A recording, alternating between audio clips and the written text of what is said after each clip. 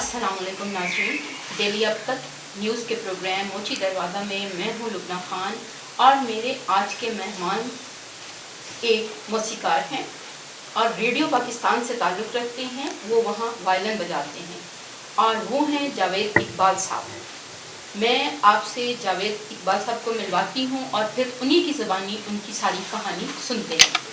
अस्सलाम वालेकुम जावेद साहब। वालेकुम अस्सलाम। जावेद साहब, आप हमें अपने बारे में बताएं कि आपने कब से वायलिन बजाना शुरू किया और आपको कितना अरसा हो गया है वायलिन बजाते हुए? मुझे काफ़ी साल एड हो गए, लेकिन मुझे ये पता है कि मैं 8-9 साल का था, मैंने वायलिन शुरू किया। जी जी। तो छोटा सा था बेबी वायलिन, हाथ में भी नहीं आ रहा, तो माली हालात इतने अच्छे थे माशाल्लाह कि मैं इसको ख़रीद भी नहीं सकता था। फिर अब्बा को कहा मैंने, तो अब्बा कहने लगे क्या करना है बेटा, गाना करना है, क्या प्रॉब्लम तुम्हारा? तो मैंने कहा जी मैंने वायलिन शुरू करना। तो इससे पहले ना अब्बा रेडियो पाकिस्तान में थे, वो रिटायर हो गए, तो पता नहीं 1100 मिला, तो ना पेंशन थी ना कुछ था, तो ख़त्म हो गए। तो मुझे अब्बा कहने लगे यार जावेद बात सुनो, अब तो भी यार मैं बूढ़ा हो गया हूँ, घर का खर्चा कैसे चलेगा? मैंने कहा अब्बा इंशाल्लाह चलेगा। मैंने वो पीठियों वाले लड्डू बेचने शुरू कर दिए, पीठियों वाले छोटा सा, तो 1.5 रुपया मुझे मिलना, तो 1-2 आने ज़्यादा भी मिल जाने, वो मैंने संभाल के रखने। तो उस दौर में ज़ाहिर है घर का खर्चा चल जाता था।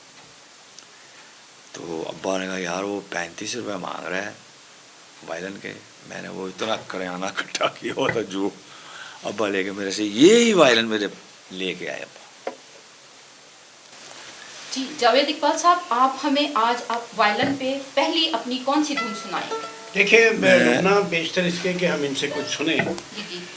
मैं नाज़रीन को बताना चाहता हूँ कि वायलिन बुनियादी तौर पर एक यूरोपी साज़ है और अभी जावेद साहब से मेरी बात हो रही थी, उन्होंने बताया कि ये 17वीं सदी में इटली के अंदर इसको जो है मुतारफ़ करवाया गया था और उसके साथ ये मुख्तलिफ़ ममालिक की मौसीक़ी के साथ ज़म्न होता हुआ हमारे यहाँ जो है वो तकरीबन 1 सदी कबल जो है ये हमारे लामा साहब आपने कहा है हमारे यहाँ से, आपका मतलब है बरे सगीर की मौसीक़ी एक ही है। हमारे यहाँ का मतलब है बर्रे सगीर की मौसीक़ी, और बर्रे सगीर की मौसीक़ी के बारे में मैं आपको बता दूँ कि श्रीलंका तक जो है वो यही सुर जो है ये चलते हैं, यही राग चलते हैं।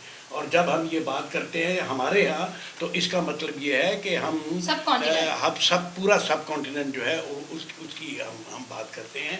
यहाँ पर एक ही मौसीक़ी है, उसको आप ये कह सकते हैं कि अगर वो संस्कृत में या हिंदी में गाई जा रही है या उसके हिंदी बोल हैं तो अशलोक गाए जा रहे हैं, या उसके अंदर जो है वो अपना जो हिंदुओं को का जो है भजन, ये सारे हमारे यहाँ हीर वारिस शाह, हमारे यहाँ वो सारे पुराने जो है हमारे फोक जो है हमारी गायकी, वो एक ही मौसीक़ी है जिसमें हमें ना कि 7 सुरों के अंदर सारा समुंदर जो है। अच्छा, मैं आपको ये बता रहा था कि ये जो वायलिन है, वायलिन जो है, वायलिन को अगर आप गौर से सुने तो आपको वायलिन के अंदर से फ्लूट जो बांसुरी है हमारी, इसकी आवाज़ आपको निकलती हुई जो है वो कहीं कहीं आपको सुनाई देगी। और मैंने जावेद साहब से बात की और जावेद साहब ने जो हमसे बात की, बल्कि मैं ये कहना चाहता हूँ कि देखिए अलमिया कि हमारा समाज वहाँ खड़ा है कि एक मौसीक़ार जो अपनी सारी ज़िंदगी जो है वो इस बर्रे सगीर के अंदर पाकिस्तान बनने से पहले और पाकिस्तान बनने के बाद मौसीक़ी के साथ जोड़े रखता है और रिटायर होता है, बुज़ुर्ग हो जाता है, उसके पास इतने पैसे नहीं होते कि वो अपने बच्चे को वायलिन ख़रीद के दे सके। वायलिन जो आज ये बंदा जो जावेद इकबाल हमारे सामने खड़ा है, इसने पाकिस्तान की पूरी फिल्म इंडस्ट्री के बहुत बड़े बड़े मौसीक़ार जो हैं उनके साथ काम किया, बड़ी बड़ी खूबसूरत धुनें खुद अपना इतने तराशी हैं। बल्कि आजकल एक जो ड्रामे भी ऐसे चल रहे हैं जिनके अंदर इनकी मौसीक़ी जो है, इनका वायलिन जो है वो सुनाया जा रहा है। और बहुत बड़ी बड़ी जगह पर। और आज ये बंदा हमें बता रहा है कि ये वो लड्डू पीठियाँ वाले बेचता था और 1.5-1.5 रुपए जो है वो इकट्ठे करके, और उस वक्त इसने जो वायलिन ख़रीदा वो आज वायलिन। और मैं समझता हूँ कि अगर यही वायलिन जो है ये आज यूरोप, अमेरिका या किसी और मुल्क में होता तो पता नहीं कितने मिलियंस डॉलर में इसे फ़रोख्त किया जाता कि ये एक ऐसे आदमी का वायलिन है जिसने के बचपन में छोटे छोटे हाथों से मेहनत करके और छोटे छोटे सिक्के जमा करके एक वायलिन जो है उसने खरीदा, और आज उस वायलिन को इतना बड़ा जा रहा है। मेरा ख्याल है कि आप हम सुन लें, आप ज़रा सुनाएं जरा जावेद साहब। अल्लामा साहब, मैं एक बात यहाँ पे कहना चाहूँगी, हमारे यहाँ क्योंकि किसी भी शोबे में कौमी सतह पर हुकूमती सरपरस्ती नहीं है, हमारे यहाँ ऐसे इदारे नहीं बन सके जो लोगों को प्रमोट करें और उनको सपोर्ट करें। नहीं, ये बात आपकी जो है वो हर हवाले से ठीक नहीं है। बाज़ इदारे ऐसे हैं जिन पर बहुत सरपरस्ती की जाती है और लेकिन उसके बावजूद वो नताइज भी हमें माशाल्लाह। एक्सक्यूज़ मी, बात को आप, मैं जब से रेडियो पाकिस्तान में आया हूँ, जब से मैं अल्हम्दुलिल्लाह रेडियो पाकिस्तान में आया हूँ, तो वहाँ पे वो स्ट्रक्चर चाहिए था उनको, रेडियो पाकिस्तान को, वो जो राग भी सारे जाने और क्लासिकल का भी पता हो और स्ट्रक्चर भी हो, जो इंग्लिश गोरों का भी साफ जानता हो। तो वहाँ पे मेरा हाल तकरीबन कोई 25 वायलिनिस्ट आए जिसमें अल्लाह ने मेरे नसीब में रिज़्क लिखा होता। अच्छा, रेडियो पाकिस्तान ऐसा इदारा है कि वो मेरा घर है। मुझे रेडियो पाकिस्तान ने इतनी इज़्ज़त दी है, इतनी इज़्ज़त दी है। इस वक्त मैं प्राइड ऑफ परफॉर्मेंस भी रेडियो पाकिस्तान की वजह से हूँ, और 19 स्केल भी मेरा रेडियो पाकिस्तान में एज ए वायलिनिस्ट है। 19वां स्केल है मेरा। और रेडियो पाकिस्तान ने जो मुझे इज़्ज़त दी है, अदारा बना हुआ है ज़बरदस्त, लेकिन यह है कि इंसान को अच्छा होना चाहिए, मेहनती भी होना चाहिए। चलिए आप सुनाएं हमें। जी बिस्मिल्लाह, मैं आपको सुनाता हूँ। ख्वाजा खुर्शीद अनवर साहब बहुत बड़े लेजेंड, सलाम है उनको, लेजेंड। तो उनका गाना है जिस दिन से पिया दिल ले। वाह वाह।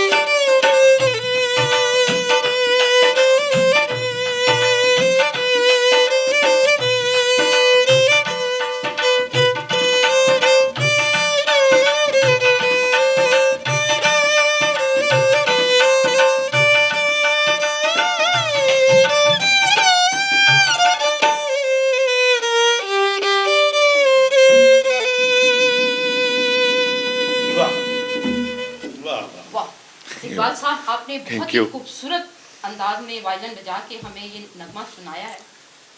आपको तकरीबन 40 साल हो गए हैं वायलिन जी बजाते जी हुए। बिल्कुल बिल्कुल। आपके ख्याल में मतलब आज के दौर में तो कोई सीखने आता है तो वो कहता है कि 4 दिन में मैं बहुत परफेक्ट बन लूँ। हाँ, 2-3 आपका- मिनट। तो आपका क्या ख्याल है, ऐसा कुछ मुमकिन है कि कोई बंदा 1 साल 2 साल में या थोड़े अरसे में वायलिन में परफेक्ट हो सकता है?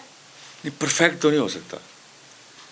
कम से कम अगर वो आता है मेरे पास आ जाए तो मैं कम से कम तकरीबन कोई उनको परफेक्ट तो नहीं, यानी कि 4 साल में उसको ऐसे कर दूंगा कि वो अपनी मर्जी के गाने सिलेक्ट करके बजा सकता है। मतलब वो हुनर सीख जाएगा। आपका हाँ, मतलब है सीख वायलिन का 4-5 साल मेरे पास रहे। ये लुबना, ये वायलिन हुनर नहीं है। वायलिन जो है, देखे मेरी बात सुने, जी, जी। बात ये है कि ये ऐसा हुनर नहीं है। वायलिन सीखने के लिए, तबला सीखने के लिए, हारमोनियम सीखने के लिए, सितार सीखने के लिए सबसे पहले आपको मौसीकी के सुरों की जान पहचान आपके लिए ज़रूरी है। आपको मालूम होना चाहिए कि इस सुर के साथ ये चीज़ जो है ये लगेगी। तबले वाले को पता है कि उसने जी। 3 ताल कहाँ वाह। पे लगाने हैं, उसने दूसरा जो है उनकी अपनी जो ज़ुबान में जो उनके है वो कहाँ कहाँ उन्होंने इस्तेमाल करने हैं। इसलिए जो आदमी ये सीखना चाहता है, जो इंस्ट्रूमेंटलिस्ट होना चाहता है मौसीकी का, उसके लिए ये बहुत ज़्यादा ज़रूरी है कि वो पहले मौसीकी के इल्म से बहरावर हो। अगर वो मौसीकी के इल्म से बहरावर नहीं होगा तो मतलब अभी ये बजा रहे थे, ये एक राग में है। अब अगर बजाते बजाते ये बेसुरे होने का मतलब ये नहीं होता कि आदमी की आवाज़ ख़राब हो जाए। बेसुरा आदमी इंस्ट्रूमेंटलिस्ट भी होता है। Yeah. वो बेसुरा जो है वो तबले वाला भी होता है कि जब वो एक राग में जो है, अब जब वो बजते बजते वो किसी दूसरे में निकल जाए गलती तो वो के साथ, बेसुरा हो तो गया। वो वहाँ पे बेसुरा हो Yes, जाता है। yes. तो वो- मेरा ख्याल है कि ये देखना चाहिए कि ये जो इकबाल साहब बात, ये 4 साल इन्होंने बिल्कुल सही कहा है कि पहले तो उसे ये पता होना चाहिए कि मौसीकी के कितने सुर हैं, कितने राग हैं, इन किस शॉर्ट किस राग का साहब ये अंदाज है क्या कि है। आप ये कहना चाह रहे हैं कि ये जिंदगी के साथ शुरू होता है और जिंदगी के साथ ही खत्म होता है। बिल्कुल यही बात है, ऐसा ही है। ऐसा है ही कि अब ये आप- मेरा वायलिन ऐसा इंस्ट्रूमेंटल है, मैं रात को घर जाऊं चाहे 1 बजे जाऊं, इसको मैंने निकालना है और अपनी मर्ज़ी से बजाना है। और ये मुझे नहीं पता होता, मैं सो गया, ये मेरे साथ सोया हुआ है। अच्छा, इसने मेरे साथ लव किया है, मैंने इसके साथ किया है, मेरा कोई दोस्त नहीं वाह, ये है। तो और बड़ी गाड़ी जबरदस्त के बात है। आगे वाली जो बहुत सीट है बढ़िया। ना, गाड़ी के आगे वाली सीट मैं इसको रखता हूँ। इसका मतलब जब ऐसा आपका इश्क जो है आपका वायलिन है। वायलिन है मेरा, यही है सारा कुछ। इश्क चलिए अल्लाह है, उसके बाद ये। कोई और चीज़ हमें सुनाए। जी, जी। लुबना, हमें हमेशा ये याद रखना चाहिए कि हमारे साथ अशफाक हुसैन साहब होते हैं। जी जी। हाँ और हाँ हाँ अशफाक हाँ। हुसैन साहब जो हैं वो एक बहुत बड़े तबला नवाज हैं। या माशाअल्लाह। तबला से जी, भी ये रेडियो तबला पाकिस्तान नवाज का है। बड़ा कीमती सरमाया है इकबाल सरमाया है। साहब। और बल्कि बहुत- मैं उनका नाम इसलिए अब मैंने इस्तेमाल किया है, बल्कि मैं उनका नाम इसलिए ले रहा हूँ कि अशफाक एक ऐसी शख्सियत है जो मौसीकी को उसी तरह समझते हैं जिस तरह मैंने आपको कहा कि उसके राग, रंग, उसके सुर जो है Definite, वो उनका सारा अशफाक सफर साहब जो जो है है। इकबाल साहब का। तो ये हमें अशफाक साहब को हमेशा अपने सामने जो है हमें इनका जिक्र करते रहना चाहिए। और अशफाक साहब, अब आपकी मर्जी। ये मेरा साथी है जी, ये मेरा इशफाक बहुत प्यारा है। हम 2 ही रह गए हैं रेडियो पाकिस्तान में, और ये मेरा साथी है, ज़िंदगी का साथी ज़ाहिर अच्छा, है। कोई ऐसी चीज़ आप इनमें जी, जी, सुनाएं मैं- ना जो इशफाक साहब भी अपना मजे से इस पे। ये वो गाना है, सयोनी मेरा दिल धड़के।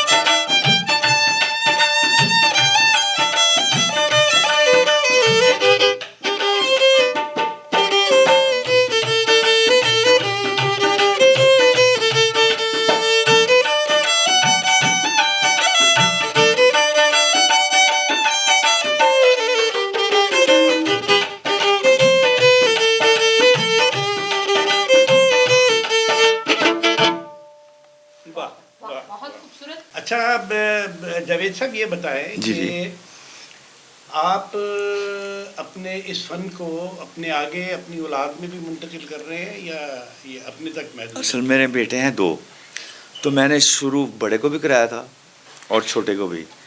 तो इसमें स्टडी इतनी करनी पड़ती है, वो कहते हैं डैडी हमसे इंटरेस्टेड नहीं हो रही, हम नहीं अच्छा, समझ रहे। ठीक ठीक। फिर उसने बेस गिटार पकड़ ली, बड़ा अली, उसने बेस गिटार पकड़ ली थी। जो छोटा है उसने चैलो, वो मेरे साथ कोक में भी बैठा है, उसको फिर चैलो शुरू कराया, इससे बड़ा होता है।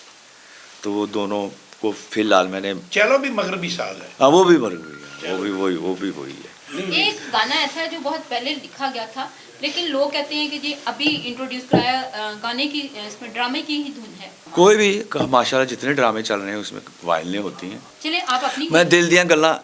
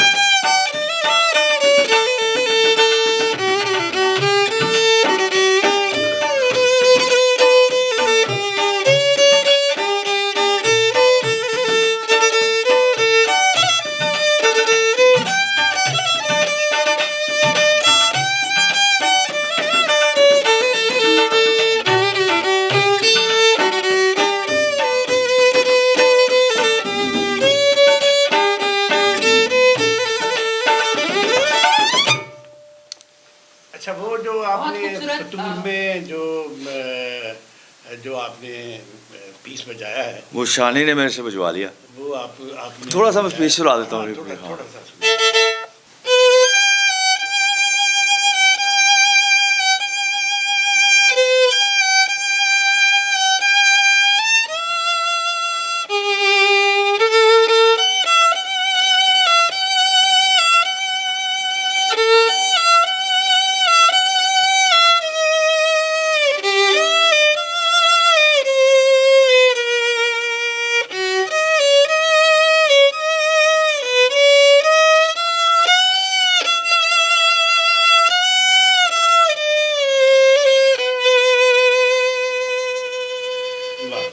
आपदा परवीन का एक ड्रामे का सॉन्ग है जो उसका इंट्रो है ड्रामे का, आप उसको हमें सुनाएंगे? कौन सा?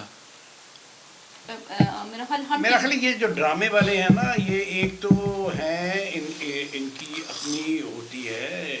मुझे तो जी अल्लाह का इतना आसान है, करम है, स्टडी नहीं, सिचुएशन के अलावा ये ड्रामे के जो का जो म्यूज़िक होता है वो भी, और वो दूसरा भी जो है वो कॉपीराइट्स में आता है।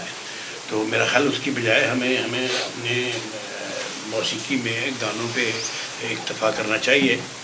और जावेद साहब से लेकिन हमने बचपन से मेहनत आप की है। हमें मैं आपको एक बात पाकिस्तान का बताऊँ। एक कौमी कोई हाँ। नगमा कोई सुना दें। जी मैं आपको सुनाता हूँ। वायलिन पे आप हमें कोई कौमी नगमा सुनाएं। मैं जी आई लव यू पाकिस्तान, मैं आपको सुनाता हूँ ऐ मेरे पाक वतन।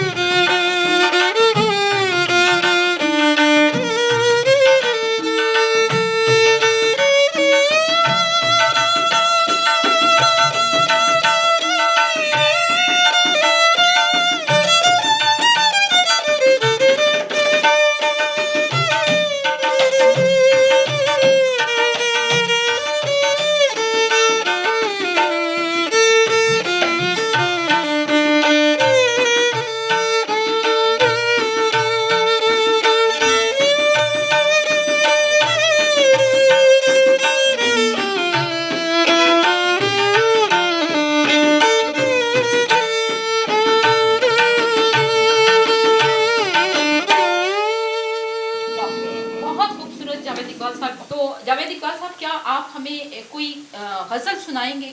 जी सुने। जी जरूर। हमारे गज़ल तो नहीं, आप बताएं ना।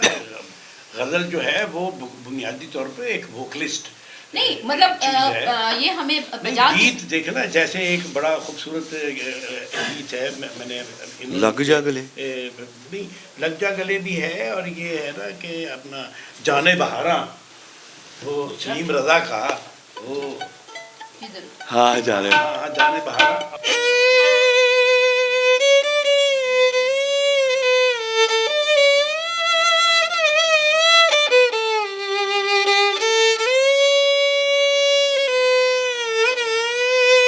फिल्म अजरा में ये गाना है, सलीम रज़ा ने गाया।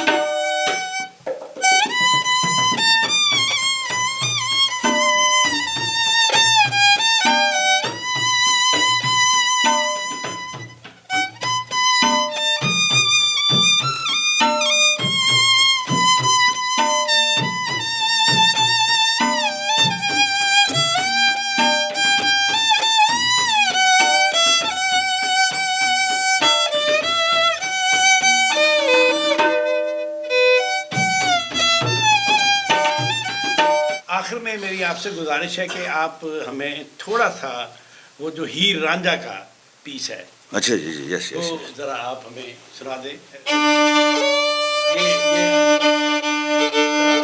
रंग निखर जाएगा इससे।